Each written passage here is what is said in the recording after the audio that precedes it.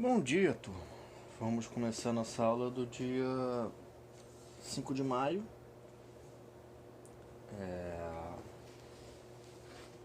A aula de hoje a gente vai, como sempre, começar com quais são as atividades. E no caso ficaram as páginas 305, 306 e 307. Vamos lá. Número 1. Quais são as semelhanças entre o movimento de Canudos e a Guerra do Contestado? Básicas. Aqui na resposta tem que constar o quê? As duas aconteceram nas primeiras décadas do período republicano, evidenciaram insatisfação popular com relação às ações do governo, e os dois movimentos tiveram líderes religiosos, caracterizados por uma espécie de messianismo. Basicamente isso é a resposta número 1. Número 2. Como era o modo de vida em Canudos? Também bastante fácil, está lá na página que lemos sobre Canudos. O trabalho era organizado de modo comunitário e as leis eram baseadas em princípios bíblicos. Quer dizer, todo mundo se ajudava e as leis eram baseadas no que estava escrito na Bíblia. 3. Uma das causas da Guerra do Contestado envolvia concessões feitas pelo governo a uma empresa estrangeira. Explique como isso contribuiu para o conflito. Então, para quem não lembra, essa concessão de terras foi feita para Brasil Railway, que ia fazer uma ferrovia na região do Contestado. Como contribuiu para o conflito? Por essa concessão de terras para Brasil Railway fazer a ferrovia na região do Contestado, tinha que passar a ferrovia ali na região, muitas pessoas foram desabrigadas, foram expulsas das moradias. Isso gerou uma insatisfação popular, de maneira que muitos aderiram a uma luta contra o governo. Número 4. Leia o texto abaixo sobre a Guerra do Contestado e responda ao questionamento a seguir. Uma guerra daqueles que queriam formar suas comunidades autônomas, onde todos viveriam em comunhão de bens, o que era uma negação da própria ordem republicana, da concentração fundiária, do poder dos coronéis da Guarda Nacional e da força da polícia, do exército e da companhia norte-americana ferroviária sobre eles. Porque o governo era contra o modo de vida das comunidades que se desenvolviam na região do Contestado. Escreva um breve texto explicando esse tema. Utilize o trecho acima para formular seus argumentos. Então, essa 4 é uma resposta pessoal. Lógico, tem pontos ali que são necessários apresentar para completar a questão, mas é uma resposta pessoal do entendimento de vocês do porquê o governo não gostava desse tipo de comunidade. Então, depois vou ver ali que cada um respondeu. Número 5. Uma das formas de os marinheiros reivindicarem seus direitos ao governo foi enviando uma carta. Observe a imagem do documento e leia um trecho dele a seguir. Temos aqui a imagem da carta.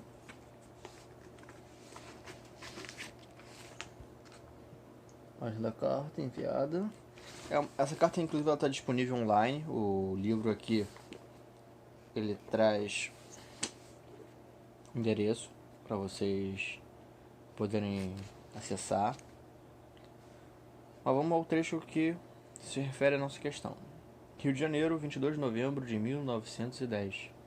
Senhor Presidente da República Brasileira, nós, marinheiros, cidadãos brasileiros e republicanos, não podemos mais suportar a escravidão na marinha brasileira.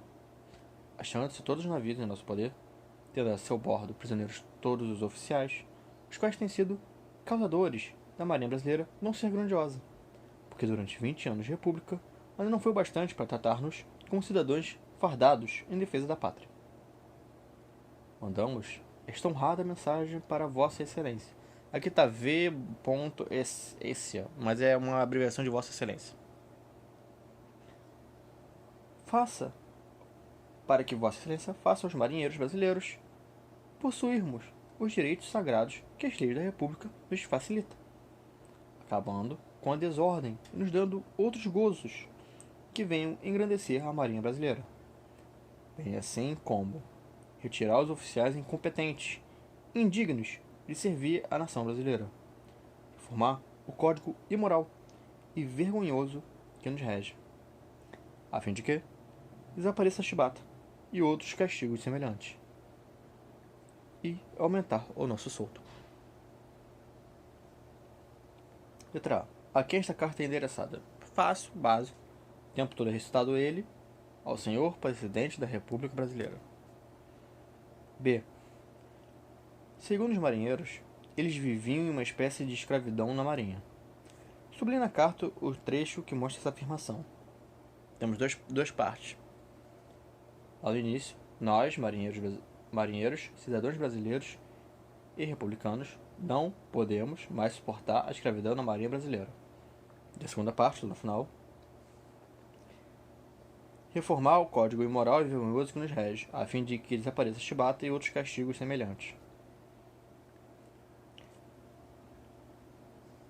Explique o que isso quer dizer.